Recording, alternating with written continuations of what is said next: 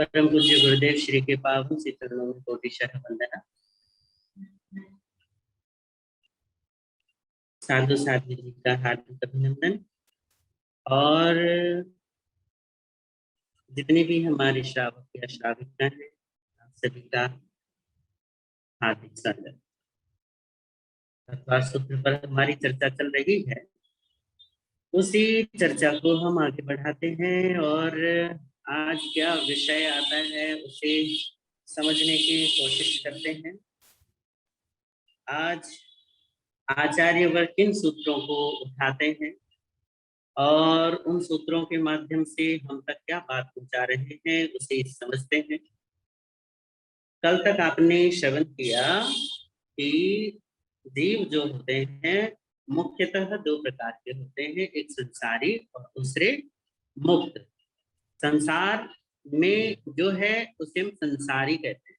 जैसे देह में रहने वाले को देही, घर में रहने वाले को गेही, ठीक है। राजस्थान में रहने वाले को राजस्थानी, गुजरात में रहने वाले को गुजराती, बंगाल में बंगाली, पंजाब में पंजाबी, हरियाणा में हरियाणवी, ठीक है। बिहार में है तो बिहारी। ऐसे जो संसार में है उसे कहते हैं संसारी। और ये संसार के विषय में कल आपने सुना था कि 5 प्रकार का है, द्रव्य, क्षेत्र, काल, भव और भाव। और जो इन 5 रूप संसार से मुक्त है, जो इससे परे है, जो इसमें नहीं है, जो ना जिसका परिवर्तन संसरण रूप संसार जो है परिवर्तन है ना, तो जिसमें ना द्रव्य रूप परिवर्तन है, न क्षेत्र है, न काल का, न भव का और न भाव का, तो उसे मुक्त कहते हैं। ये हो गए 2। फिर अगला सूत्र था समनस्क अमनस्क। तो संसारी जीव जो होते हैं वो 2 प्रकार के होते हैं, समनस्क और अमनस्क, ठीक है। तो समन और अमन वाले, एक होते हैं मन वाले, दूसरे होते हैं बिना मन वाले। अब अगला जो सूत्र है उसे लेते हैं बात, गई किताब हमारी, इसको है सूत्र है संसारेण स्थावराः। संसारी जीव के 2 भेद हैं, एक है त्रस और दूसरा है स्थावर, ठीक है। एक को हम कहते हैं त्रस और दूसरे को हम कहते हैं स्थावर। तो त्रस, क्योंकि यहाँ परिवर्तन, आपको पहले ही बोला कि संसार का मतलब होता है परिवर्तन, बदलाव। जहां समय समय मात्र में परिवर्तन हो रहा हो, बदलाव आ रहा हो, उसको हम संसार कहते हैं। तो ऐसे संसार के ये जो जीव हैं ये 2 भागों में बट जाते हैं, एक है त्रस और एक है स्थावर। तो त्रस किसको कहते हैं?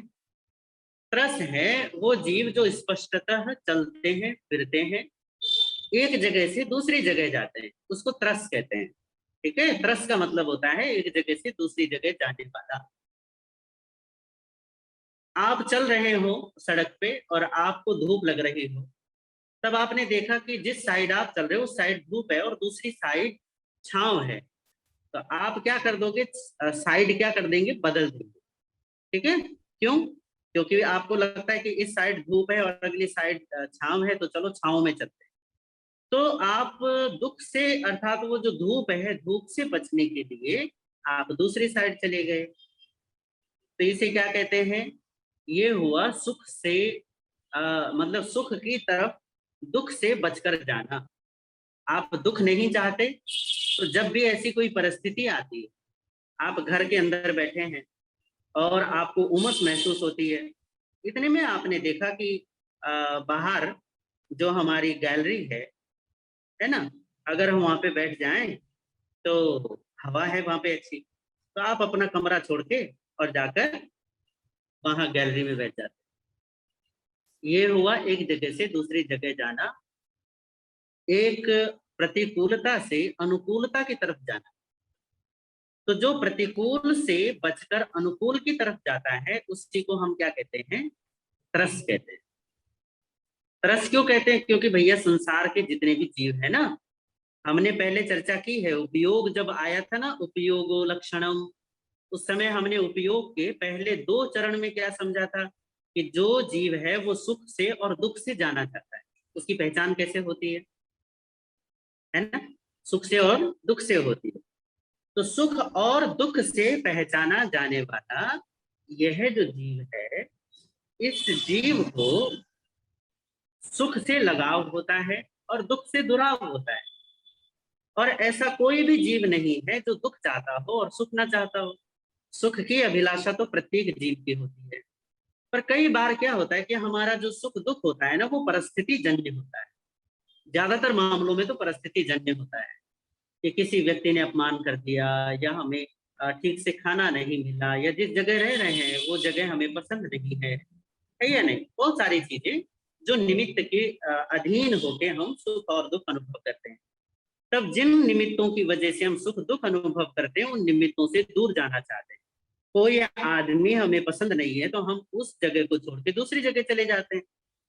कोई जगह हमें पसंद नहीं आ रही है तो हम उस जगह को छोड़कर दूसरी जगह पहुंच जाते हैं, है ना? इसको कहते हैं एक जगह से दूसरी जगह जाना। एक जो गति करते हैं, चलते हैं फिरते हैं, तो वो क्या कहलाते हैं? त्रस जीव कहलाते हैं। तो ये स्पष्ट हो गया कि त्रस किसको कहते हैं भैया? जो चलते हैं और फिरते हैं। अब स्थावर कह रहे हैं आचार्य वर्ग की स्थावर होते हैं। स्थावर का क्या मतलब हुआ? तो वो कह रहे हैं कि स्थावर का मतलब है बेचारे जो चल नहीं पाते। आप धूप से बचने के लिए छांव में जाते हो, दुख से बचने के लिए सुख में जाते हो, या प्रतिकूलता से बचने के लिए अनुकूलता में जाते हो। परंतु इन स्थावर जीवों के साथ, विचारों के साथ इतना बुरा है कि अगर धूप है और धूप लग रही है, उस पीड़ा को महसूस करते हैं, उससे बचना चाहते हैं, परंतु बचने के लिए कहीं छांव में नहीं जा सकते। समझ गए? हमारी ललिता दी बम तुम्हारी तो माता स्थावर समझ गए कि बेचारे एक जगह से दूसरी जगह गति नहीं कर पाते। ठीक है, जैसे बारिश हो रही हो तो बारिश से बचने के लिए हम किसी अच्छे मतलब छायादार जगह चले जाते हैं कि भैया भीग ना जाए। परंतु पेड़ हैं, पौधे हैं और मिट्टी वगैरह है, ये जो अगर बारिश हो रही हो तो इनको भीगना ही पड़ता है, क्योंकि ये एक जगह से दूसरी जगह नहीं जा सकते। उनको पसंद हो या ना पसंद हो, वो गति नहीं कर सकते। इसलिए उनको क्या कहते हैं? स्थावर कहते हैं, क्योंकि एक जगह बंध कर रह जाते हैं बेचारे। जहां जन्म हुआ है, यदि कोई उठाकर दूसरी जगह ना रखते तो भैया उन्हें जहां जन्म होता है वहीं पड़े पड़े पड़े पड़े उनकी क्या हो जाती है? मृत्यु हो जाती है। इसलिए उनको क्या कहते हैं? स्थावर। तो स्थावर, अब तरस और स्थावर आपको समझ में आ गया? जो गमन और आगमन करते हैं, जो गति करते हैं, एक जगह से दूसरी जगह जाते हैं, उनको तरस कहते हैं। और जो एक जगह से दूसरी जगह गति ना कर सकते, उनको हम क्या कहते हैं? स्थावर कहते हैं। ये हो गया आपका 12वां सूत्र। अब अगला जो सूत्र है वो कह रहा है कि स्थावर, स्थावर तरस छूट तो नहीं गया? नहीं, तरस अगला सूत्र है। तो ये स्थावर के बारे में ये सूत्र है कि कौन कौन है स्थावर। तो वो कह रहे हैं पृथ्वी व्यंबु वनस्पतयः स्थावराः। पृथ्वी, अंबु पानी, और वनस्पति ये स्थावर हैं। ठीक है, मिट्टी, पानी और वनस्पति। वनस्पति अर्थात पेड़ पौधे घास वगैरह, इसको वनस्पति कहते हैं। तो ये जो तीन हैं इनको स्थावर बोला है। मिट्टी जो है वो जहां होती है आजीवन वहीं रहती है, या ऐसा कहें कि जिन जीवों का शरीर मिट्टी है, क्योंकि पृथ्वी काय कहते हैं ना, पृथ्वी काय का मतलब हो गया, पृथ्वी काय जीवों का मतलब हो गया ऐसे जीव जिनका शरीर ही मिट्टी है। तो बेचारे जिनकी देह मिट्टी है, ऐसी मिट्टी रूप में जन्म लेने वाले जीव जन्म से लेके मृत्यु पर्यंत एक जगह रहते हैं। वो स्थान परिवर्तन तब हो पाता है उनका, मान लो कि मैं गया, मैंने मिट्टी एक जगह से उठा के दूसरी जगह रख दी, या किसी किसान ने खेत में हल जोत दिया, या कोई और कारण हो गया। ठीक है ना, कई बार भूस्खलन हो जाता है। तो इन कारणों को छोड़ के अगर हम देखें तो इसमें उनकी मर्जी नहीं होती एक जगह से दूसरी जगह जाने की। ये तो किसी निमित्त की वजह से ऐसा हो गया, तो वो एक जगह से दूसरी जगह चले जाते हैं, या एक स्थान परिवर्तन हो जाता है। इसी तरीके से जल के साथ भी है। आप कहोगे कि ढलाऊ जमीन पे तो पानी बहता है, पानी तो बहता है, तो हमने पानी की अरे भैया पानी को तब बहा कर देखो ना जब उसके लिए जमीन ढलाऊ ना हो। जमीन ढलाऊ होती है तो पानी क्योंकि लिक्विड रूप है तो लिक्विड रूप में वो बह जाता है। पर इससे उसको तरस नहीं मानना चाहिए, क्योंकि नदियां बह रही हैं, सागर में उछल कूद मची पड़ी है, तो भैया ये सारा का सारा किसी निमित्त की वजह से है। वो उनकी अपनी स्वैच्छिक गति नहीं है। वो इच्छा करते हैं, जैसे मैं इच्छा करता हूं तो एक जगह से दूसरी जगह चला जाता हूँ। तो पानी या मिट्टी के जीव इच्छा करेंगे तो भी एक जगह से दूसरी जगह नहीं जा सकते। हाँ, पर किसी निमित्त की वजह से पानी को ढलाव जमीन मिल जाती है तो फिर वो गति करने लग जाता है। पर इसका मतलब ये नहीं है कि उसको तरस कहने लग जाओ। क्यों? क्योंकि वहां भी उसकी मर्जी नहीं है, बल्कि उसकी मर्जी के बगैर मान लो कि पानी बहते बहते, नदी बहते बहते यदि उसके जीव जो होते हैं बहते बहते भी उनको बड़ी पीड़ा महसूस होती है, क्योंकि भैया शरीर ही इसी प्रकार को उन्होंने धारण किया है कि वो पीड़ा भोगनी पड़ेगी। मान लो कि बहते बहते यदि वो रुकना चाहें तो क्या रुक सकते हैं? नहीं रुक सकते। क्यों? क्योंकि जब तक ढलाऊ जमीन रहती रहेगी तब तक बहना पड़ेगा। हाँ, रुकना तभी संभव हो कि ढलाऊ जमीन को या सामने कोई अवरोध खड़ा कर दो, तब पानी क्या हो जाता है? रुक जाता है। जैसे गंगा नदी पर टिहरी पर बहुत बड़ा बांध बांध दिया गया तो अब वो सारा पानी वहां क्या हो जाता है? रुक जाता है। ठीक है।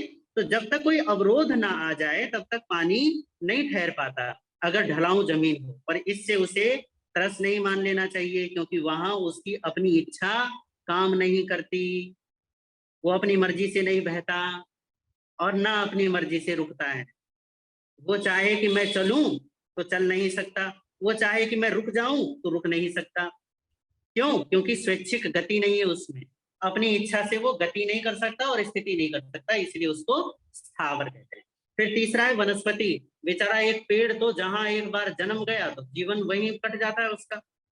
पेड़ के साथ तो स्पष्ट है, पेड़ हो गया, पौधा हो गया, घास पात वगैरह जो भी है, ये सारे के सारे जहां जन्म लेते हैं वहीं मर जाते हैं। इसलिए इसको भी क्या बोला गया? त्रस बोला गया। तो ये तीन हो गए आपके स्थावर, सॉरी इसको स्थावर बोला गया। ठीक है, तो ये तीन आपके क्या हो गए? स्थावर हो गए। अब अगला सूत्र आता है तेजो वायु द्वि इंद्रियादयश्चत्रसाः। तेज आग, ठीक है, वायु हवा, और द्वि इंद्रिय आदि, दो इंद्रिय, तीन इंद्रिय वाले, चार इंद्रियों वाले और पांच इंद्रियों वाले जीव, ये सारे के सारे त्रस कहलाते हैं। अग्नि को भी यहाँ पे आचार्य वर्ण ने त्रस में गिना है, स्थावर में नहीं। जबकि यदि हम स्थानांक सूत्र देखें या फिर आगमिक शैली में देखें या फिर हम दिगंबर ग्रंथों की माने तो पांच स्थावर कहलाते हैं। मिट्टी, जल, वनस्पति और अग्नि, आग जिसको हम कहते हैं, और हवा जिसको वायु कहते हैं। इन सबको वो कह रहे हैं कि ये स्थावर है। और आचार्य वर्ग कह रहे हैं कि नहीं ये त्रस है, उन्होंने उनको त्रस में गिन लिया। क्यों? क्योंकि आप देखते हो कि आग जो होती है हवा के सहयोग से फैलती है, और हवा तो आपको चलती हुई दिखाई देती है, हवा रुकती नहीं है, हमेशा बहती रहती है, इसीलिए तो उसको वायु कहते हैं, क्योंकि वो कभी एक स्थान पर ठहरती नहीं है, हमेशा बहती रहती है। और अग्नि के साथ भी ऐसा है कि वो हमेशा ऊर्ध्व गति करती है, ऊंचाई की तरफ। तो आचार्य वर उसे क्या कह रहे हैं कि भैया ये तो तरस है, तो इसको क्या है कि दोनों में गिना गया है। अब कैसे आप कहोगे कि ये क्या बात होगी, दोनों में कैसे? भैया अग्नि की जो गति है वो केवल ऊर्ध्व गति होती है, ठीक है ना, ऊपर की तरफ। आप जब कोई लौ देखेंगे ना, दीपक की लौ, या आपने मोमबत्ती जलाई, मोमबत्ती जला के, तो आप अगर मोमबत्ती को नीचे भी कर दोगे ना तो भी उसकी जो लौ होती है वो हमेशा ऊपर की तरफ होती है। मोमबत्ती नीचे करने का मतलब ये नहीं है कि उसकी लौ नीचे की तरफ बहनी चालू हो जाए। तो स्थावर नामकर्म की वजह से तो वो स्थावर हैं, परंतु क्योंकि उनमें गति नजर आती है तो उपचार से अर्थात ऐसे व्यवहार में उनको क्या कह देते हैं? त्रस जीव कह देते हैं, क्योंकि उनमें गति देखी जाती है, ऊर्ध्व गति है अग्नि में, इसलिए हम उसको क्या कहते हैं कि ये गति, ये त्रस जीव है। इसी तरीके से हवा की जो गति हो तो तिरछा होती है, तिरछा का मतलब आसपास के वातावरण, ऐसे जैसे हम चलते हैं ना सीधे, ऐसे उसकी सीधी गति होती है चारों तरफ, तो इसको हवा कहते हैं। तो हवा को भी तरस कहा है, पर हवा की ऊर्ध्व गति और अधोगति कमोवेश नहीं होती जब तक कि कोई कारण ना आ जाए। तो इस तरीके से हवा को भी नामकरण की वजह से तो वो स्थावर है, पर क्योंकि उसमें गति देखी जा रही है तो इसलिए आचार्य वर्ग कह रहे कि उसको भी उपचार से अर्थात व्यवहार में मान्यता के तौर पर ऐसा कह दो कि ये भी तरसदीप है। तो आपको समझ में आया कि हवा को और आग को तरस क्यों कहा है, क्योंकि इनमें गति देखी जाती है, इसलिए व्यवहार से उपचार से इनको तरस कहा है। यदि आप इनके नामकरण का उदय देखें तो वो स्थावर ही है, क्योंकि ये एक ही इंद्रिय वाले जीव हैं। मिट्टी हो, अग्नि हो, हवा हो, वायु हो, और यह फिर कौन सा छूट गया, या पानी हो, ठीक है ना, जिसको हम जल कहते हैं। तो चाहे मिट्टी, जल, अग्नि, वायु और वनस्पति, ये सारे के सारे एक इंद्रिय वाले जीव हैं, और एक इंद्रिय वाले जीवों के निश्चित ही स्थावर नाम कर्म का उदय होता है। आप कहोगे कि ये स्थावर नाम कर्म क्या चक्कर है, जब कर्म का वर्णन आएगा ना, आगे आएगा, तब इसको हम समझेंगे कि कैसे ये नामकर्म अपना काम क्या करता है। नामकर्म का काम क्या है, शरीर का आकार देना। आपको एक इंद्रिय, बेंद्रिय, तेंद्रिय, चौरिंद्रिय, पांच इंद्रिय वाले कौन से जीव का आपको शरीर मिलेगा, उस नामकर्म के हिसाब से वो स्थावर या तरस नामकर्म का उदय हो जाता है, उसके हिसाब से आपको ऐसा शरीर मिल जाता है। ऐसा तो एक इंद्रिय जीव तो निश्चित तौर पर स्थावर नामकर्म के उदय वाले होते हैं, ठीक है। या आपको ये थोड़ा सा नाम रखना, क्या बोलते हैं उसका, नाम रखना नहीं, याद रखना, क्योंकि ये बार बार इसी रूप में आपको रिपीट होगा। तो जैसे आप इसको सुनेंगे तो आपको समझ में आ जाएगा कि स्थावर नामकर्म का मतलब क्या होता है। स्थावर नामकर्म का मतलब जिनको एक इंद्रिय वाला शरीर मिला है। एक इंद्रिय वाला का मतलब क्या है, पांच इंद्रियां हैं, आगे आएगा, ठीक है, तब हम उनकी चर्चा करेंगे। तो जिनके पास केवल एक इंद्रिय है उसको हम एक इंद्रिय कहते हैं, शरीर मात्र होता है इनके पास और कुछ भी नहीं। तो इसमें ये कहते हैं कि जो एक इंद्रिय वाले, पृथ्वी वगैरह पांच स्थावर ये एक इंद्रिय वाले हैं। दो इंद्रिय जीवों में केवल स्पर्श और रसन होता है। तीन इंद्रियों वाले जीवों में शरीर, जीभ और नाक होती है। चार इंद्रियों वालों में क्या होता है, शरीर होता है, रसना अर्थात जीभ होती है, नाक होती है और आंख होती है, और पांच इंद्रियों वालों को कान भी मिल जाता है। इस तरीके से आगे समझ लेना। अभी तो संक्षेप में बताया है, आगे इसको अच्छे से समझिए। अब आ गया, देखो अगला ही सूत्र आ गया। हाँ अगला है ना, हाँ अगला सूत्र है, 14वां सूत्र हो गया। अब 15वां सूत्र। अच्छा चलो बताइए, आपको ये समझ में आए दो सूत्र जो आए हैं, तीन सूत्र हो गए ना, पृथ्वी व्यंबु वनस्पति स्थावरा, ठीक है, संसारे न वो तरस स्थावरा, और फिर उसके बाद तेजो वायु इंद्रिया देश चतरसा। हाँ ना लिखिए, फटाफट लिखो। हाँ समझ में आया तो हाँ बोलो, नहीं आया तो ओ मेरी माता शालू जैन, पता नहीं क्या पटक रही है, बता रहा, ये बताओ इधर। और इधर ललिता जी हैं हमारी, और निर्मला पारलेचा, आपको देख रहा हूं मैं, आप ध्यान से बैठा करो। आप देखो कितनी उछल कूद मचाती मेरी माँ। हाँ चलो खैर, अब तो समझ में आया ना, ये जो तीन सूत्र हैं, क्योंकि इनमें कुछ ज्यादा जानने को नहीं, सिर्फ इसमें संकेत दिया गया है कि ये जीव ऐसे होते हैं। जीव का क्या है, तरस और स्थावर। तरस का मतलब है जो चल फिर सकते हैं, गति कर सकते हैं एक जगह से दूसरी जगह, और स्थावर का मतलब है बेचारे इच्छा भी करें ना, तो भी अगर मान लो कि मैंने मिट्टी उठा दी, और मिट्टी नहीं चाहती कि मैं अपनी जगह छोड़ू, तो वो अपनी मर्जी नहीं चला सकती, मैं उसे जहां चाहूंगा वहां रख दूंगा, पटक दूंगा उसे जाके। और यदि मिट्टी चाहे कि वो एक जगह से दूसरी जगह जाए तो वो जा नहीं सकती, इसलिए उनको क्या कहते हैं, स्थावर कहते हैं, ठीक है, समझ में आ गया। फिर उनको क्या कहा कि भैया स्थावर जीव कौन से होते हैं, तो कहा कौन से तीन आए थे ना, मैं तो भूल जाता हूँ फटाफट, ये कैसा दिमाग पाया है भगवान दिया। पृथ्वी, अपकाय और वनस्पति काय, इनको कहा ये स्थावर हैं। और अग्नि को आग जिसको हम कहते हैं, वायु, हवा, द्वितीय इंद्रिय से आगे के जितने भी हैं, इनको सबको त्रस में गिन लिया, क्योंकि ये एक जगह से दूसरी जगह गति करते हैं। ओके, ये हो गया आपका। अब अगला सूत्र लेते, अगला सूत्र क्या कहता है, पंचेंद्रियाणी, पांच इंद्रियां हैं, ठीक है। क्या है अगला सूत्र, कि पांच इंद्रियां हैं। अब पांच इंद्रियां हैं, अब और आगे क्योंकि पूरा सूत्र आएगा तो मैं नाम नहीं बताने वाला आपको, वैसे भी आपको पता है, इतने दिनों से हम सुन ही रहे हैं, ठीक है। तो इनको थोड़ा सा याद रख लेना, अपने दिमाग में बिठाना, क्योंकि ये बार बार आएंगे, इसलिए मैं आपको बार बार बोल रहा हूँ कि इनको थोड़ा सा, अगर आप लिखना चाहो तो लिख लेना, क्योंकि इनको थोड़ा सा दिमाग में बिठाओगे तो जब भी आप दोबारा, मैं अगर पहली बात आपको बताऊं कि तत्वार्थ सूत्र 10 अध्ययनों में बटा हुआ है और बहुत सारे सूत्र हैं सच में। और इतने सारे सूत्र हैं क्या बोलते हैं, समय मेरे पास थोड़ा सा है। देखो हमारा 1 महीना तो चला गया है ना। आज कितनी तारीख है?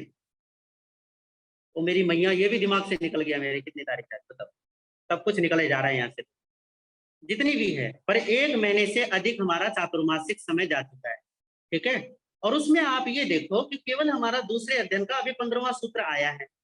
आप बोलोगे महाराज जी ये 10 अध्ययन खत्म करने कब करोगे, ठीक है ना, कैसे खत्म करोगे? तो मैं आप लोगों को अध्ययन इस तरीके से खत्म नहीं करना चाहता कि भैया फटाफट खत्म करो और निकलो आगे। सच में कभी भी नहीं। जब भी कुछ पढ़ाता हूँ या जब भी किसी को समझाता हूँ ना, तो मेरा ये कभी भी मतलब नहीं होता कि भैया अगर 25 गोल पढ़ा रहा हूँ, 9 तत्व पढ़ा रहा हूँ। कई बार मैंने 2-3 बार निर्ग्रंथ प्रवचन पढ़ाया बहनों में या भाइयों में। एक बार भक्तामर शुरू किया था। तो या कभी भी प्रवचन में भी मेरा कभी ये मतलब होता ही नहीं है कि मैं इस किताब को फटाफट पूरा कर दूं और जो भी बताना है बस बताओ और निकलो। ऐसा कभी नहीं होता। एक अपना भाव होता है और वो ये होता है कि भैया इस तरीके से बता दे कि सामने वाला जब इसे दोबारा पढ़े या जब इसे दोबारा सुने तो उसे दिमाग ना लगाना पड़े कि ये किस बारे में कहा जा रहा है। आप समझ रहे हैं ना कि किस बारे में। अगर जैसे हमने अभी तक मति ज्ञान, शुद्ध ज्ञान, सम्यक दर्शन, मिथ्यात्व, संकेत, उपसम, औदयिक भाव, पारिणामिक भाव, इन सब के बारे में कितनी सारी चीजों के बारे में हमने सुना है। मैं नहीं जानता कि आपको कितना लाभ हुआ। अरे वाह, आज तो आशा माता भी दिखाई दी, करोल बाग वाली। हाँ, आपको पहचान लिया मैंने, बताओ। औरों को मैं जानता नहीं हूँ क्योंकि ये बार बार आती रहती है ना हमारे सामने दर्शनों के लिए। और पता नहीं कितने पुराने भगत है ये तो। गुरुदेव श्री रमणीक मुनि जी महाराज, उपाध्याय रविंद्र मुनि जी महाराज, गुरुदेव श्री प्रेम सुख जी महाराज, सबके हम तो इनके सामने बच्चे हैं। और हमारी रेखा जी हैं। मैं नाम इसलिए लेता हूं ताकि आपको पता रहे कि मैं आप लोगों को देख रहा हूं। मुझे ना परसों किसी ने बताया 3-4 दिन पहले कि इसको ना इस तरीके से स्क्रॉल कर करके सबको आप देख सकते हो। तो तब से मैं सबको देखता हूँ। आप ये मत सोच रहा कि नाम आपके लिए ताकि आपको खुशी हो जाए, कोई मतलब नहीं है। आपको कुछ नहीं करना चाहता, पर ये है कि आप सावधान हो जाओ कि महाराज जी मुझे देख रहे हैं। कोई कुछ बोल रहा है क्या?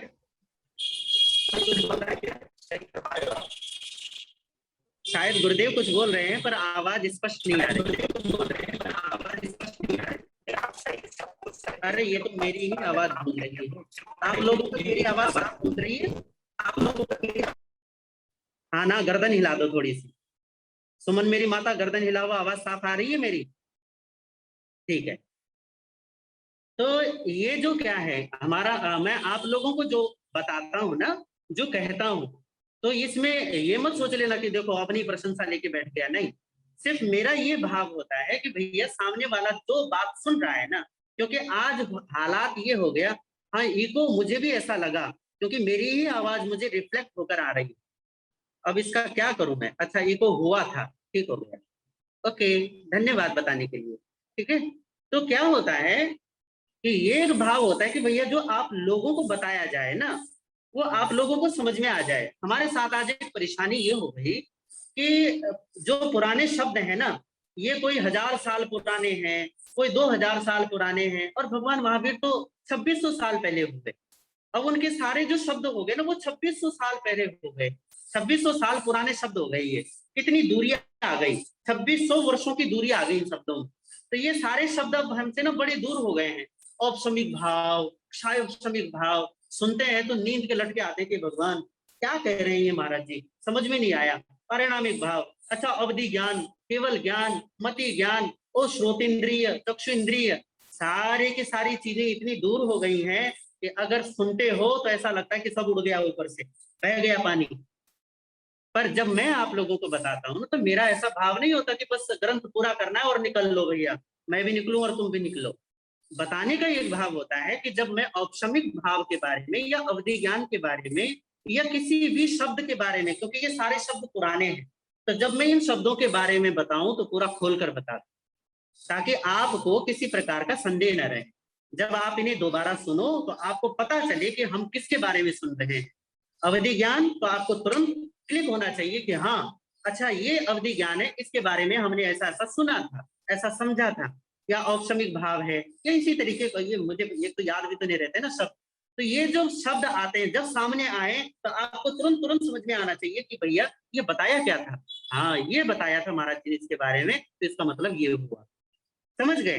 तो मैं चाहता हूं कि आप वो ये सारे जो जितने भी सूत्र हैं ना, अभी तक दो अध्ययन हमारे दूसरा अध्ययन चल रहा है, तो मैं ये कामना जरूर करूंगा, आप लोगों से ये अपेक्षा जरूर पालूंगा कि भाई जितना सुना है उसको रिपीट करते रहें, ताकि भूल ना जाओ भैया। आगे दौड़ पीछे छोड़ नहीं करना हो। हमारी लेखा जी, पुष्पा कटारिया जी, देखो चश्मा लगा के कैसे घूर रही है कैमरे को। और हमारे भंवरे लाल जी चोपड़ा दोबारा आ गए, बाबा जी नमस्ते। और नलिनी जवेरी जी, ठीक है। हाँ पकड़े गए आप।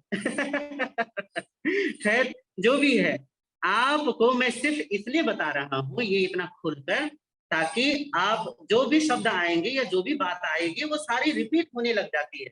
आपने देखा होगा कि इतने दिनों में कितनी सारी बातें रिपीट हुई है ना।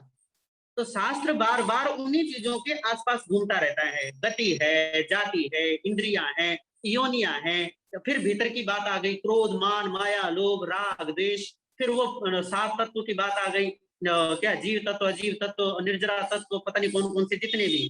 तो ये दूसरा जो है, आपने सात तत्वों के नाम सुने थे ना, उसमें ये दूसरा तत्व पहला तत्व चल रहा है जीव तत्व, दूसरे अध्ययन का। तो ये जीवों के बारे में चल रहा है।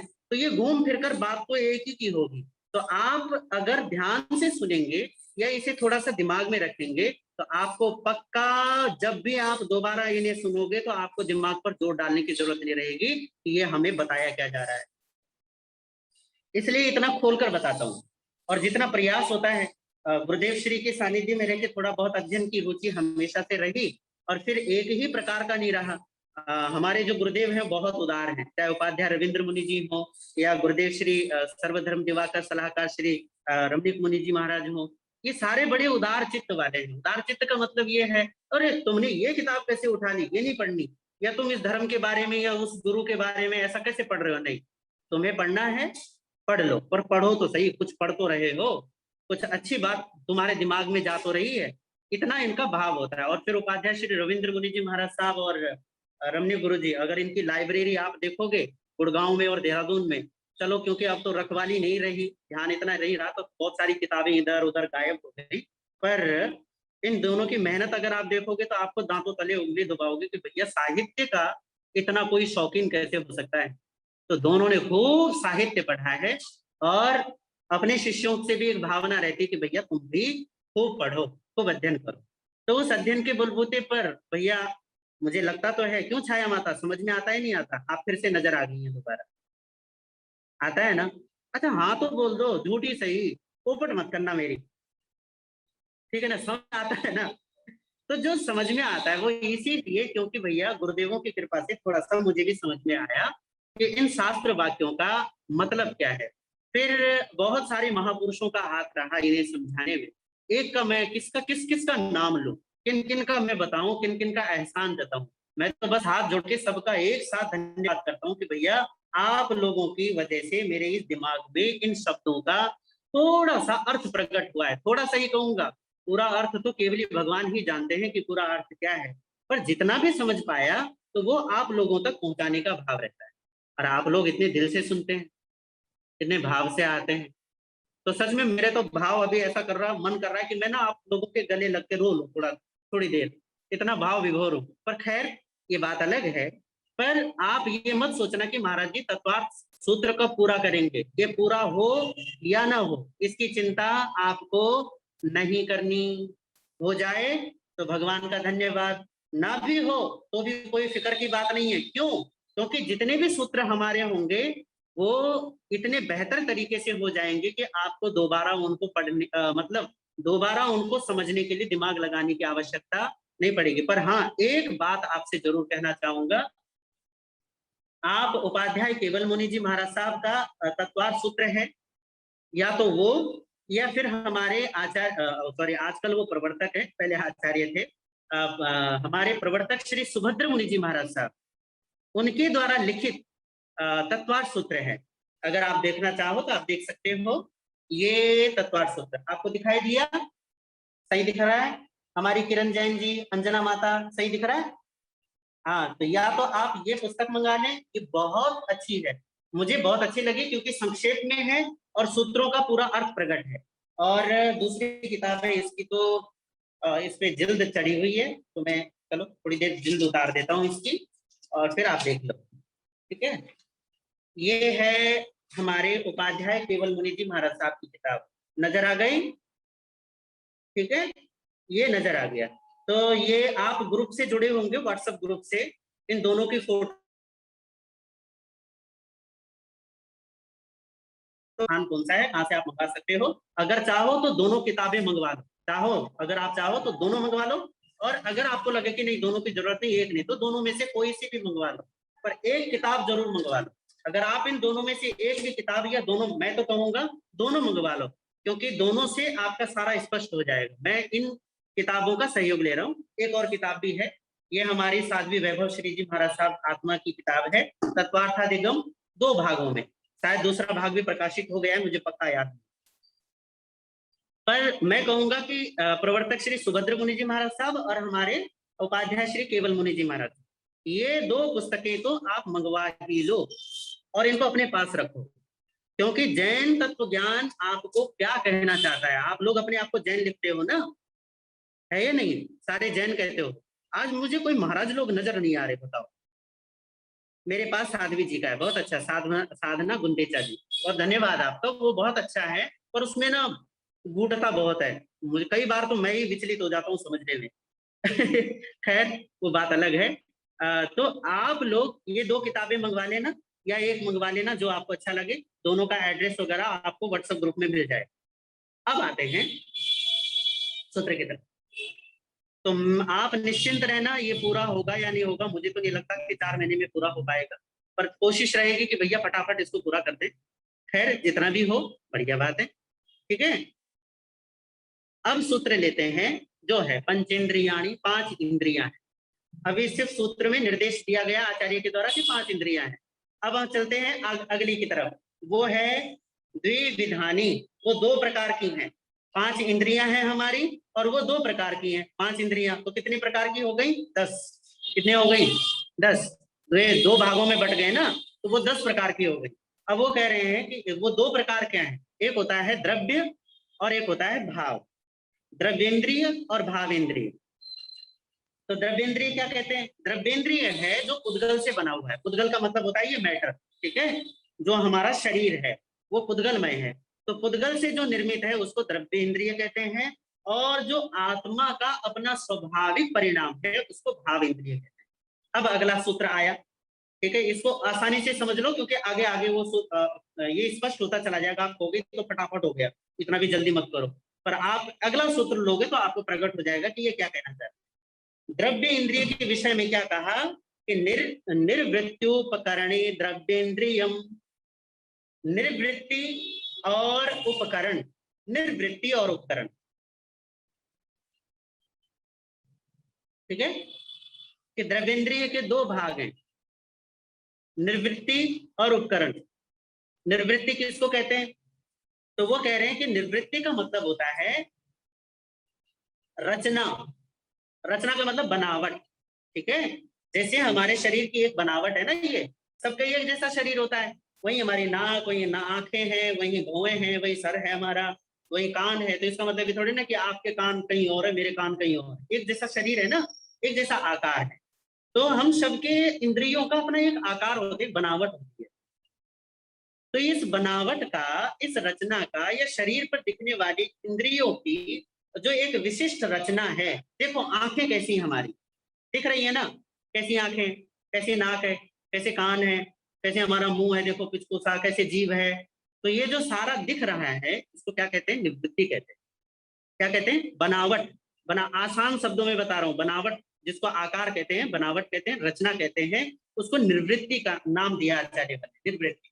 अब बनावट क्या होती है भैया? कान बनाओगे, अगर कोई चित्रकार बनाएगा कान, तो उसको ध्यान में होता है कि कान की बनावट कैसी होती है, ठीक है ना। आप में से कोई चित्रकार है तो आपको पता होता है। तो ये जो क्या बोलते हैं, निर्वृत्ति है या जो रचना है, ये जो बनावट है, इसको कहा है ये द्रव्य इंद्रिय है।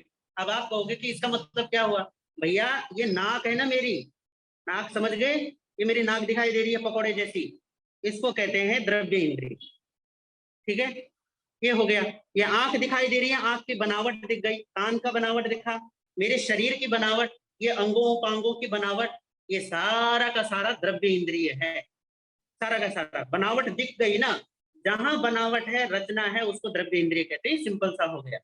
अगर समझ में नहीं आया हो तो कुछ और तरीके से बताने की कोशिश करूं, वैसे मैं थक गया समझा समझा के। ये बबीता जी, आज तो दोनों बहनें दिख गई, कमाल हो गया ये।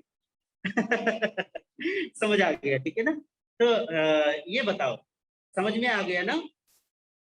क्या बोलते हैं इसको? द्रव्य इंद्रिय। द्रव्य इंद्रिय का मतलब बनावट है हमारे। इसको निर्वृत्ति आचार्य नाम ने दी। अब मैंने पहले ही बोला है आपको, क्योंकि ये शब्द क्या है, उस जमाने के हैं जब आचार्य जी हमारे 1500 साल 2000 साल पुराने हो गए, लगभग 2000 साल पुराने हो गए। तो 2000 वर्ष पुराना शब्द है निर्वृत्ति। जो आज अगर आज की भाषा में बोलेंगे तो उसको बोलेंगे बनावट, आकार। ठीक है ना? अब इंग्लिश में क्या बोलते हैं? इंग्लिश एक तो ना पक्की करनी पड़ेगी, थोड़ी सी और पढ़नी पड़ेगी, और मेहनत करूं थोड़ी सी। इंग्लिश में क्या बोलते हैं बनावट को, फिर बता देंगे। तो यहाँ पे निवृत्ति का मतलब है बनावट, शरीर की रचना। शरीर की, यहाँ पे केवल शरीर की रचना नहीं होगी कमल चौरड़िया जी, यहाँ पे इंद्रियों की रचना होगी। शरीर के साथ सारी इंद्रियां जुड़ी है ना। जैसे आंख हमारी किसी ढंग की बनती है, अगर पशुओं की आंख देखोगे तो उनकी किसी और ढंग की है। हाथी की आंख है, शेर की आंख है, या सांप की है, तो उनकी हाँ शेप किसी ने बताया। धन्यवाद धन्यवाद धन्यवाद, किसने भी बताया। तो भैया क्या बताऊं, इंग्लिश आप ही पढ़ा देना मुझे। सुमन गुप्ता जी, आप मेरी इंग्लिश टीचर बन जाना। अगला हमारा सेशन चलेगा अंग्रेजी का, ठीक है? खैर जो भी हो, शेप वही हो गया, शेप। ठीक है, शेप ये हमारी नाक की शेप, आंखों की शेप, कान की बनावट, इस बनावट को निर्वृत्ति कहते हैं। अब बनावट ही तो नहीं होती, कई बार आपने देखा होगा कि कान तो होते हैं पर कई बार लोग बहरे होते हैं, उनको सुनाई नहीं देता। समझ रहे हो? आंखें होती पर दिखाई नहीं देता, और नाक होती तो सूंघने में तो आ ही जाता है, वैसे सारी इंद्रियों के साथ ऐसा नहीं है। पर यह है कि कान की बनावट होने के बाद भी आपको सुनाई ना देना, उसको बहरा बोल देते हैं। आंख है पर दिखाई नहीं देता, उसको अंधा कह देते हैं। तो ये क्या कह रहे हैं कि अगली चीज होनी जरूरी है तभी ये बनावट सुन पाता है। वो अगली चीज क्या है, उसको कह रहे हैं उपकरण। क्या कह रहे हैं वो? उपकरण का नाम दे रहे हैं। ठीक है, एक तो होगी बनावट, उसको कह रहे हैं निर्वृत्ति, और अगला कह रहे हैं उपकरण। उपकरण का क्या मतलब हुआ? उपकरण का मतलब है भैया केवल इसी चीज की जरूरत थोड़ी ना है, बनावट आंख तुमने डिग्री डाल दी, अगर उसमें उपकरण नहीं है, उसमें शक्ति नहीं है, तो वो देखेगी कैसे? ठीक है ना? तो आंख में देखो कितनी सारी चीजें हैं। एक तो हमारी पलकें हो गई, फिर हमारा ये जो सफेद सफेद सा जो गोला हो गया वो हो गया, फिर इस सफेद सफेद के साथ एक काला गोला लगा हुआ है वो हो गया। मेरी आंख दिखाई दे रही है? वैसे मेरी आंखें छोटी छोटी, पहाड़ी हो ना ऊपर, वो नेपाल की हवा चीन की हवा उधर से आती है तो आंखें छोटी रहती। खैर इसमें काली काली गोलक है। फिर इसके बीच में एक कीनी होती है जिसको हम कहते हैं, जिसकी वजह से हम देख रहे छोटा सा तिल जैसा गोल गोल। ठीक है ना? अगर कभी ध्यान से दर्पण में देखना तो छोटा सा होता है, तिल के दाने, तिल नहीं उसको क्या कहते हैं, वो मसर की दाल, उसके दाने जितना होता है गोल, उसी से हम देख पाते हैं। वही है उपकरण। बाकी ये सारा क्या है, ये इसको क्या बोलेंगे, पलक को क्या बोलेंगे? निर्वृत्ति। इसके बाद ये जो गोलक है सफेद सफेद, इसको क्या बोलेंगे? निर्वृत्ति। वो जो काला वाला बड़ा वाला है उसको क्या बोलेंगे? निर्वृत्ति। पर जो वो कीरी है, कीरी छोटी सी मसूर की दाल, उसको बोलेंगे उपकरण, क्योंकि असली काम देखने का उससे हो।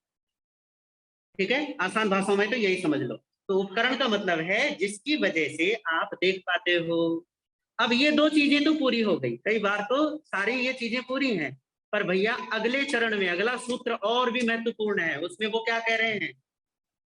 पहले सूत्र में आ गया निर्वृत्ति उपकरणे द्रव्येन्द्रियम। द्रव्य इंद्रिया क्या है, पौदगलिक क्या है? तो कहा भैया निर्वृत्ति और उपकरण, रचना, बनावट, शेप, और शेप के बाद वो जो दूसरा है उपकरण, जिसको वो कह रहे हैं शक्ति। ये दो चीजें तो हैं द्रव्य इंद्रिया। ठीक है, एक हो गया ये बनावट कान की, और फिर कान के अंदर वो झिल्ली लगी रहती है जिसकी वजह से वो सब पकड़ में आ पाते हैं। एक तो हो गया हमारा नाक, और दूसरी इस नाक के अंदर जो सूक्ष्म तंतु जुड़े हैं। एक हो गई जीभ, और जो जीभ की ये, अब मैं मुंह पट्टी नीचे करके नहीं दिखा सकता आपको अपनी जीभ, ठीक है, फिर कहोगे महाराज ने अपना मुंह दिखा दिया। वैसे मुंह दिखाने में कोई दोष नहीं होता, पर दिखाऊंगा नहीं, ओके।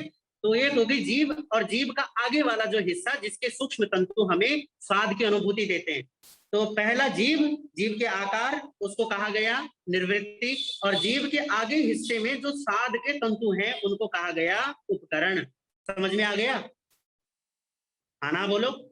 देखो बबीता जी मना कर रही कि नहीं समझ में आया, देखो। ठीक है, तो ये हो गया आपका निर्वृत्ति और उपकरण, अर्थात रचना, बनावट, और बनावट में वो जो सूक्ष्म और तंतु हैं वो भी पौधगलिक ही हैं, ठीक है। पौधगलिक तंतु होने की वजह से उनको क्या कहा? अरे वाह, आज तो गुरुजी भी नजर आ गए अभी के। तो ये हो गया आपका निर्वृत्ति और उपकरण। अब आते हैं अगले सूत्र की तरफ।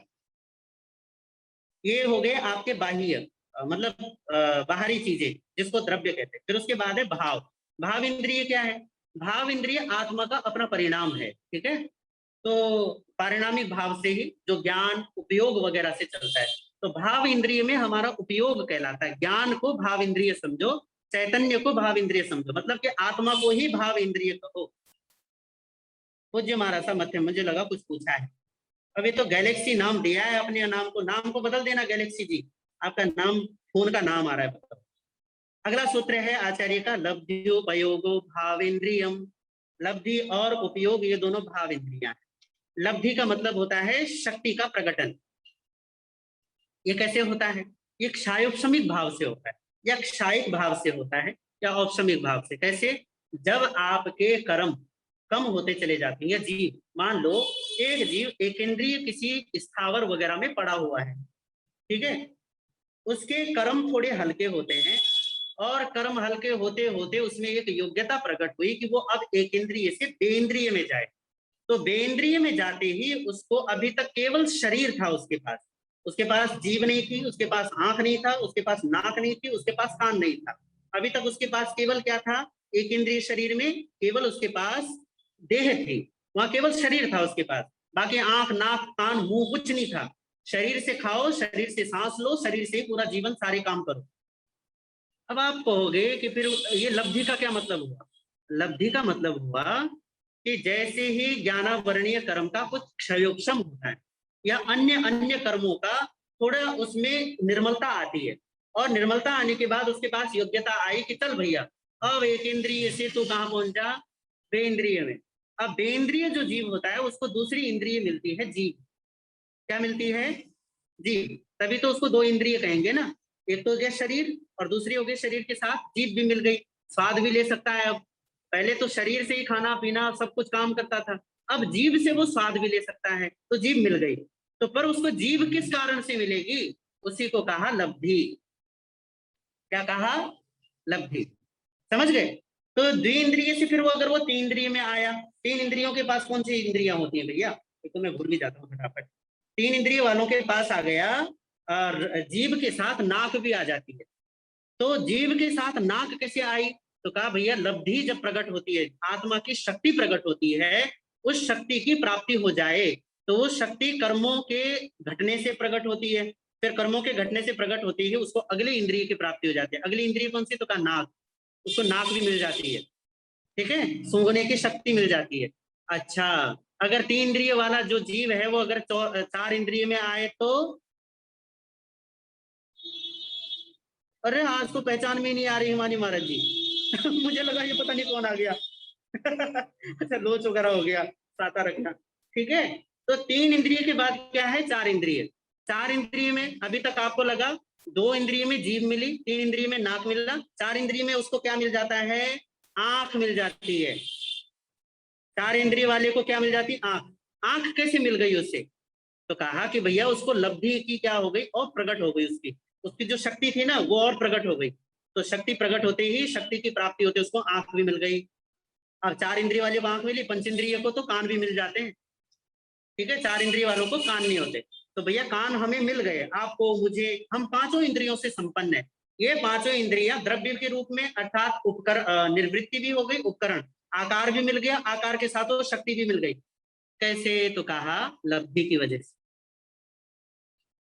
ठीक है, शक्ति प्रकट हो रही है ना, तो शक्ति प्रकट होते होते होते होते हम 5 इंद्रिय तक आ गए। बताओ और क्या चाहिए? ठीक है, तो कोई भी इंद्रिय काम करती है ना, तो 3 स्तरों पर काम करती है, लब्धि, निर्वृत्ति और उपकरण। इन 3 चीजों की जरूरत होती है तब कोई इंद्रिय परिपूर्णता से काम कर पाती है। 3, पहली लब्धि, फिर उपकरण, फिर उपकरण नहीं, उपकरण समझ लो, और फिर निवृत्ति। ये हो गया। अब आप कहोगे कि इनका आधार क्या है? कोई आधार तो होना चाहिए ना। आधार है भाव, वो भाव नहीं, उपयोग। और उपयोग क्या है? उपयोग तो जीव का लक्षण है, वो तो पहले ही बता दिया ना कि उपयोग क्या है। वो जीव का अपना स्वभाव है। ज्ञान जिसको कहते हैं, चैतन्य जिसको कहते हैं, वो है, तभी तो लब्धि है, तभी तो शक्ति है, तभी तो विस्तार होता है ना किसी भी चीज का। तो कर्म का आवरण घटा, चैतन्य का विस्तार हुआ। उस विस्तार में वो क्या करता है? लब्धि का प्रयोग करते करते इंद्रियों की वृद्धि करता है। और एक दिन इतनी वृद्धि कर लेता है, इंद्रियों को शुद्ध करता है, मन को शुद्ध करता है, और अपनी शुद्धता को जानकर मुक्त हो जाता है। मुक्त कौन हुआ? तो का उपयोग हुआ, क्योंकि वो मुक्त ही है। ठीक है, तो अब आ गया लब्धि और उपयोग। ये दोनों क्या हैं? भाव इंद्रियां हैं। क्यों? क्योंकि दोनों ही आत्मा के नाम है, लब्धि भी और उपयोग भी।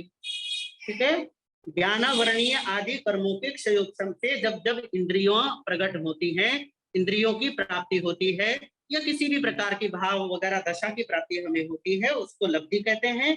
और उस लब्धि के पीछे जो उपयोग काम कर रहा है, जो ज्ञान की शक्ति काम कर रही है, जो चैतन्य अर्थात जो आत्मा काम कर रही है, उसको उपयोग कहते हैं। ये हमारी मनीषा रमनीक गुरु जी, कैसे आंख आपने दबा रखी, इतनी भौएं क्यों चढ़ा रखी? कुछ समझ में नहीं आया क्या? बताओ, समझ में आया? अरे कुछ नहीं है इसमें समझने के लिए। आप एक सीधा अपनी सारी मान्यताओं हटाओ और सीधा सिंपल है समझने के लिए। आत्मा का नाम उपयोग है। आप आत्मा शब्द तो समझते हो ना? आत्मा का मतलब मैं। ठीक है, मैं आत्मा। इस मैं का एक नाम है उपयोग। भगवान ने उसका नाम दिया है उपयोग। क्या नाम दिया? उपयोग। इस उपयोग को आचार्य ने कहा कि ये भाव इंद्रिय है। क्यों? क्योंकि आत्मा के अभाव में मैं इन इंद्रियों का उपयोग कैसे कर सकता हूं? अच्छा चलो इसे सिंपल से समझो। एक मरा हुआ आदमी देख सकता है? हाँ ना बोलो। एक सुन सकता है, वो बोल सकता है, खा सकता है, चख सकता है, छू सकता है? नहीं ना। क्यों? क्योंकि भैया उपयोग निकल गया, उसमें से आत्मा निकल गई। बात समझ में आ गई? आत्मा गई तो उपयोग गया, इसलिए इंद्रियां काम नहीं करती। उपयोग है तो इंद्रियां काम करती हैं। तो इसे समझ लेना, तो ये आपको आसान से समझ में आ जाएगा कि भाव इंद्रिय क्या है। तो कहा लब्धि, आत्मा की शक्ति विशेष। आत्मा एक इंद्रिय अवस्था में अपनी बिल्कुल उस दशा में होती जहां उसके ज्ञान का प्रकाश नहीं हो पाता। किस कारण नहीं हो पाता? क्योंकि कर्मोदय है। वो कर्म हम आगे आएगा तब समझेंगे, अभी तो सिर्फ इतना ही समझ लो। क्योंकि कर्मों का आवरण होने की वजह से उसकी ज्ञान दशा प्रकट नहीं हो पाती, चैतन्य खुलकर सामने नहीं आ पाता। तो इसलिए वो क्या कर पाता है बेचारा? एक ही इंद्रिय शरीर का भी प्रयोग करेगा, फिर उसको जीभ मिलती है, फिर उसको नाक मिलती है, फिर उसको कान मिले, फिर उसको आंख मिली, फिर कान मिले आखिरी में। अब ये किसकी वजह से मिले? तो कहा लब्धि की वजह से। अरे लब्धि क्या है? आत्मा की उस चैतन्य शक्ति जो उसका अपना स्वभाव है, उपयोग, उसका उसकी वृद्धि होना, ताकत बढ़ते चले जाना। मान अभी देखो, कुछ दिन पहले मुझे बुखार हुआ, आपको बताया था ना, बुखार हो गया था 102 103। पहली बार मुझे इतनी कमजोरी महसूस हुई, भयंकर कमजोरी आ गई। ये थोड़ी सीढ़ियां हैं, चढ़ने में भी सांस फूल जाती थी, पसीने छूट जाते थे। तो क्या हुआ? अब क्या है, सब सामान्य हो गया। खाना खाया, थोड़ा हल्दी का दूध पिया, थोड़ा परांठे चबाए मैंने, पोहा उपमा दबाया, अब जाके मामला सही सेट हो गया है, अब बिल्कुल ठीक हो गया। तो आप ये देखो कि एक यात्रा चली ना, वो शक्तिहीन से शक्तिशाली बनने तक, इसी तरीके से एकेंद्रिय तक और पंचेंद्रिय तक आपको जो इतना ज्ञानवान बना रहा है, उसी को लब्धि नाम दिया है। ठीक है, उसको लब्धि कहते हैं। तो लब्धि की वजह से आप एक इंद्रिय से पंचेंद्रिय तक आए हो।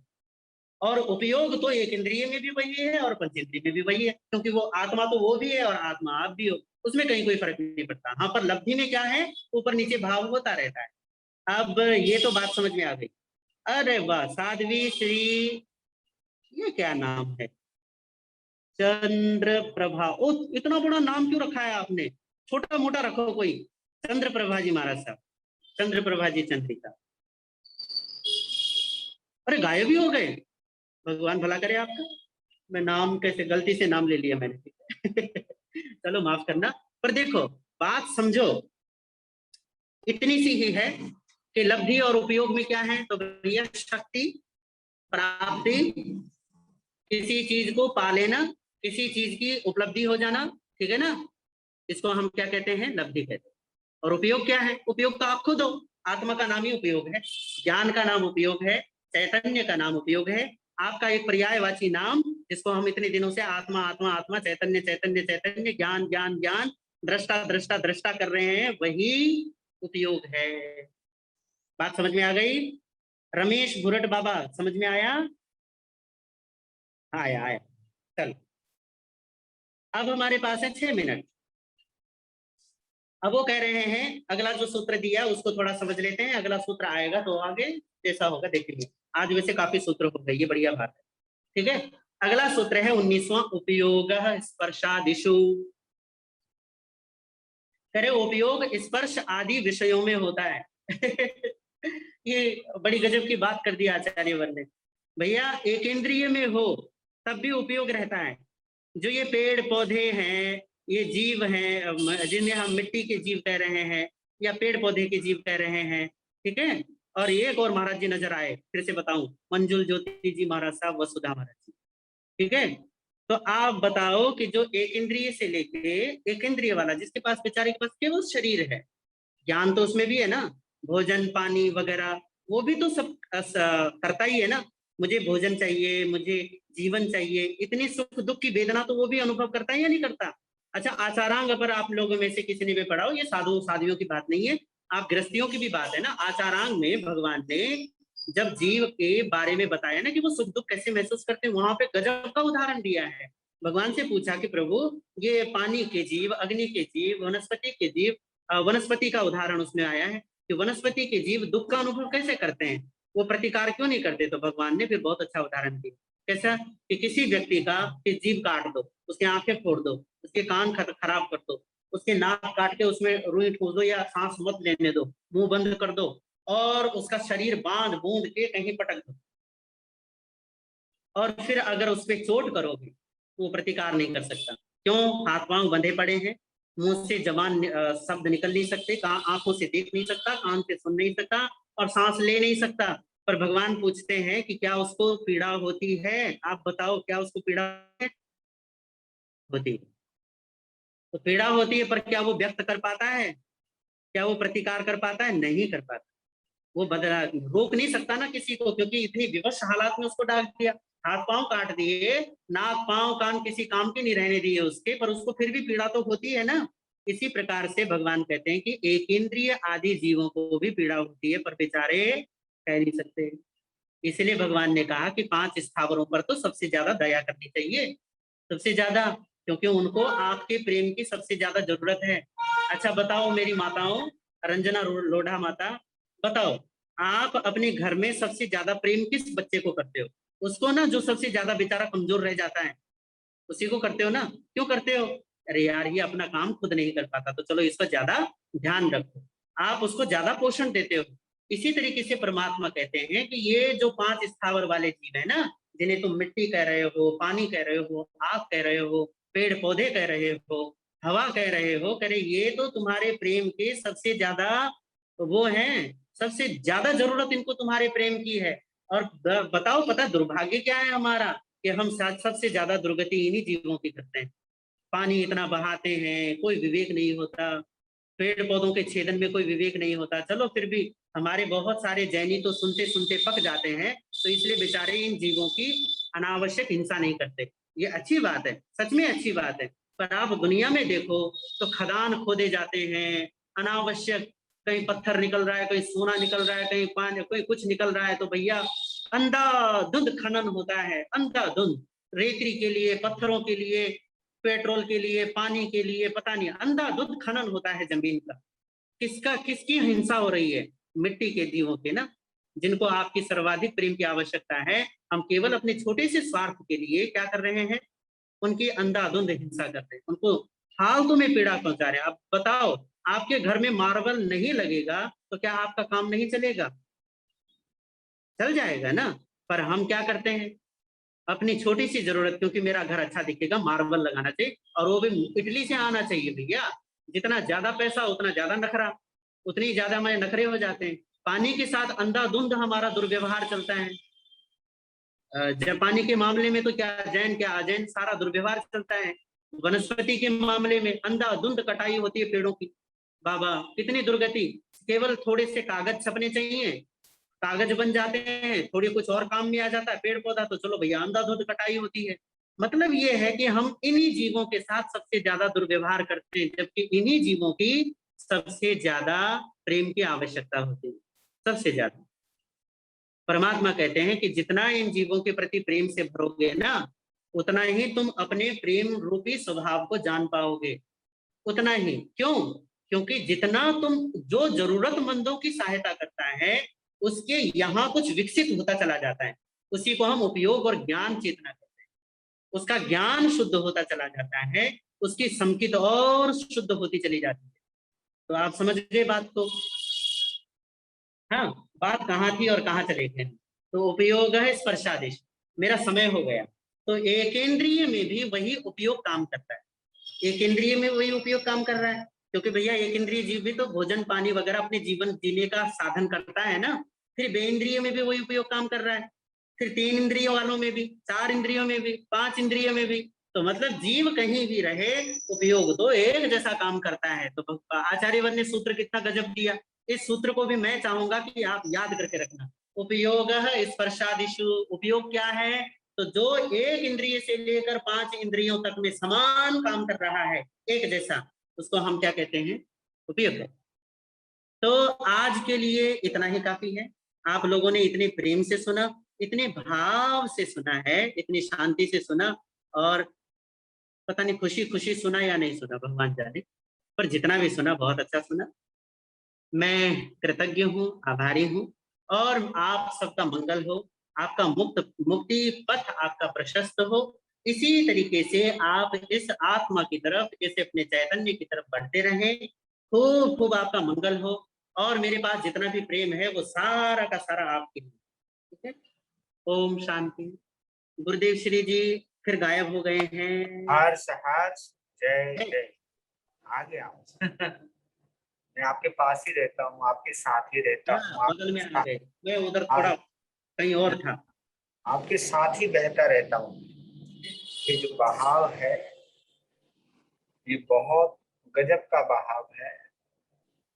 बस तैरने की कला आनी चाहिए, शब्दों को समझना, तैरने की कला आना है। ये जो ज्ञान गंगा है या ज्ञान का सागर है, इसका आनंद हम तभी ले सकते हैं, इसकी ठंडक का एहसास तभी ले सकते हैं, हमें तैरना आता। और तैरना एक ही आधार पर आता है, हमें समझना आता। हाँ, एक छोटी सी बात मैं कहना चाहूंगा। जी, दो बातें मैं कहना चाहता हूँ। फरमाओ। एक, एकदम से ना गायब मत हुआ करो। जैसे आज है लगभग 101 लोग हैं इस समय, तो कल थे 80। मुझे कम ज्यादा से कोई फर्क नहीं पड़ता हो, 5 लोग भी होंगे तो भी सुनाऊंगा आप लोगों को, बेफिक्र रहना। पर हाँ, एक चीज है मैं जो कहना चाहता हूँ। 100 में से एकदम से 80 तक आना, इसका मतलब ये हुआ कि आप ना कोई बहानेबाजी कर बैठते हो बीच में, कुछ ना कुछ गड़बड़ी चलती है आप लोगों की। तो मैं चाहूंगा कि इस तरीके से अगर आप एक भाव में, गुरुदेव श्री जी अभी जो कह रहे थे ना कि हम बहते हैं, तो अगर आप एक सीक्वेंस में चीजों को समझना चाहते हैं, तो आप कोई भी क्लास कोशिश करें तो मिस ना करें। ठीक है। मुझे कोई फर्क नहीं पड़ता, मैं तो सुनाता चला जाऊंगा। पर हाँ, आपको अगर लाभ लेना है तो कोई क्लास मिस ना करें, पहली बात। दूसरी बात यह है कि थोड़ा टाइम का ध्यान रखें। मैं 3:30 बजे यहाँ टपक जाता हूँ, तो कृपया कर 3:40 तक तो आप आ ही जाए। भागते दौड़ते लुढ़कते पुढ़कते कैसे भी करके आप आ जाओ। 3:40 तक आपको आ जाना चाहिए। ठीक है। बस ये दो बातें आप लोगों से कहना चाहता था। बहुत बहुत, ये बिल्कुल सही कहा है उन्होंने। तो आपको 3:40 का समय दिया है, लेकिन मैं तो आपको ये कहना चाहूंगा कि आप 3:25 पर आए, क्योंकि अध्यापक से पहले विद्यार्थी बैठा रहे वो ज्यादा समझदार होता है। तो आप लोग इस चीज का जरूर जरूर ध्यान रखें। अगर इसको समझना है, इसको आनंद लेना है, क्योंकि इसमें अगर कहीं ब्रेक आ जाएगा तो आप फिर वहां से फिर भटक जाओगे। और ये एक ऐसी धारा बह रही है जिस धारा में बहते हुए भी एक आनंद आएगा। डुबकी मारोगे तो भी आनंद आएगा, अमृत पान करोगे तो भी आनंद आएगा, इसकी ठंडक का अनुभव करोगे तो भी आनंद आएगा। तो इसका आनंद लगातार लेते रहना आप। मैं आप सभी का बहुत बहुत दिल से आभार व्यक्त करता हूँ, अपनी ओर से भी करता हूँ, ऋषि मुनि जी की ओर से भी करता हूँ, उपाध्याय श्री जी की भी ओर से करता हूँ जिन्होंने इस सिस्टम के लिए इजाजत दी। उन्होंने उपाध्याय श्री रविंद्र मुनि जी महाराज साहब ने, जो जोधपुर में चतुर्मास कर रहे हैं, और जोधपुर से ही ये अमृत की धारा बह रही है, बयार बह रही है। तो आप सभी का मैं कृतज्ञ हूँ। और कुछ जो नाम मेरे सामने आए हैं साध्वियों के और संतों के, एक तो चले गए हैं, शायद दूसरे भी चले गए तो कह नहीं सकता हूँ। तो साध्वी ऋषिता है, साध्वी तारामणि जी है, साध्वी प्रियांशी है, साध्वी वसुधा जी है, साध्वी आभाश्री जी है, साध्वी दीप्ति प्रभा भी है, और साध्वी हिमानी जी भी है, साध्वी चंद्र प्रभा भी है। और दो मुनिराज नजर आए थे, सागर मुनि जी और रुपेश मुनि जी। दो दिन सभी का मैं हृदय से आभार व्यक्त करता हूँ। और जितने भी श्रावक और श्राविका हैं, जिज्ञासु, उन सभी का भी मैं हृदय से आभार व्यक्त करता हूँ। बस आप अपनी उपस्थिति को समय पर कायम रखिए, ये बहुत अच्छी बात होगी। यानी हमारे वाचना देने वाले के बाद आना, ये वाचना देने वाले की अनुमोदना नहीं है, ये असाधना है। तो आप असाधना से बचें, समय पर आए, ये जरूर प्रयास करें। और जितनी अनुमोदना में भरोगे, जितनी असाधना से बचोगे, आपको स्वाभाविक रूप से ग्रहण होता चला जाएगा। आप एक बार करके तो देखिए। और जो पहले आते हैं उन सभी का मैं विशेष रूप से धन्यवाद करता हूँ। जब मैं स्क्रीन पर देखता हूँ तो दिल खुश हो जाता है। और शायद यही लोग मुझे याद रहने वाले हैं, क्योंकि जिनको मैं पहले खोलती जिनको देखता हूँ तो वही मुझे याद रहने वाले हैं। जो बाद में जुड़ते रहते हैं मैं उन्हें देख नहीं पाता हूँ, क्योंकि मैं स्वयं डूब करके सुनता हूँ, और वो तो स्क्रीन चेक भी करते रहते हैं। और उन्होंने बहुत अच्छा काम किया है कि बीच बीच में जो चेक करके बोलते रहते हैं, बोलने से पता लग जाता है और सुनने वाला भी जागरूक रहता है। इसके लिए मैं ऋषि मुनि जी महाराज साहब को शाबाशी भी देता हूँ। और ये जागरूकता ही बनाने के लिए एक प्रयास किया जा रहा है। तो बहुत बहुत दिल से आभार व्यक्त करता हूँ। समय बहुत हो गया है। नमो अरिहंतानम, नमो सिद्धानम, नमो आयर्यानम, नमो वध्यायानम, नमो लोये सव्य साहुनम। जयिता भारम वासम चक्रवर्ती मही भियो, संति संति करे लोये पत्तो गई मनुत्तरम। श्री चत्तारि मंगलम, अरिहंता मंगलम, सिद्धा मंगलम, साहु मंगलम, केवली पन्नतो धम्मो मंगलम। चत्तारि लोकुत्तमा, अरिहंता लोकुत्तमा, सिद्धा लोकुत्तमा, साहु लोकुत्तमा, केवली पन्नतो धम्मो लोकुत्तमा।